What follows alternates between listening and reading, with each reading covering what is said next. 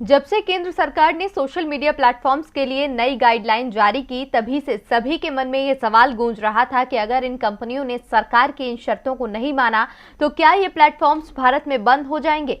और कल जब सरकार की तरफ से दी गई समय सीमा खत्म हो गई तो हर कोई ये जानने को उत्सुक था कि क्या अब भारत में कोई इन ऐप्स का इस्तेमाल नहीं कर पाएगा। लेकिन अब इस मामले में नया मोड़ आ गया है। केंद्र सरकार ने 25 फरवरी 2021 को भारत के इलेक्ट्रॉनिक्स और आईटी मंत्रालय की तरफ से डिजिटल कंटेंट को रेगुलेट करने के लिए 3 महीने के भीतर सोशल मीडिया कंपनियों को कंप्लायंस अधिकारी, नोडल अधिकारी आदि को नियुक्त करने के निर्देश दिए थे।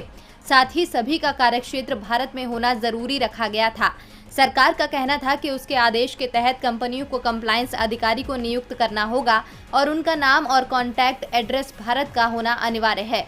सरकार ने इन नियमों को लागू करने के लिए जो 3 महीने का समय दिया था वो आज खत्म हो गया, लेकिन इन नियमों ने अब विवाद का रूप ले लिया है। Social media messenger app WhatsApp ने भारत सरकार के खिलाफ नए आईटी नियमों को लेकर दिल्ली हाई कोर्ट का रुख किया है। इस मुकदमे में आज से लागू होने वाले नए आईटी नियमों को रोकने की मांग की गई है। व्हाट्सएप बनाम भारत सरकार का केस मंगलवार 25 मई को फाइल किया गया। व्हाट्सएप की तरफ से जारी किए गए बयान में कहा गया कि सरकार के नए दिशा निर्देशों में चैट ट्रेस करने की बात कही गई है और ये एक तरह से वैसे ही है जैसे हमारे यूजर्स के फिंगरप्रिंट की जानकारी मांगी जा रही हो। ये एंड टू एंड एन्क्रिप्शन को तोड़ देगा और लोगों की निजता के अधिकार को मौलिक रूप से कमजोर कर देगा। हम इस मामले पर सिविल सोसाइटी के साथ हैं जो दुनिया भर में व्हाट्सएप इस्तेमाल करने वालों की निजता की बात करता है। इस बीच हम लोगों को सुरक्षित रखने के उद्देश्य से व्यावहारिक समाधानों पर भारत सरकार के साथ जुड़ना भी जारी रखेंगे, जिसमें हमारे पास उपलब्ध जानकारी के लिए वैध कानूनी अनुरोधों का जवाब देना भी शामिल है।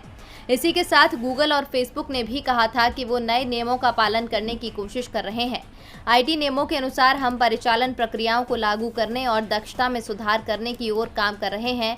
हम हमारे प्लेटफॉर्म पर लोगों को स्वतंत्र रूप से और सुरक्षित रूप से खुद को व्यक्त करने की क्षमता के लिए प्रतिबद्ध हैं।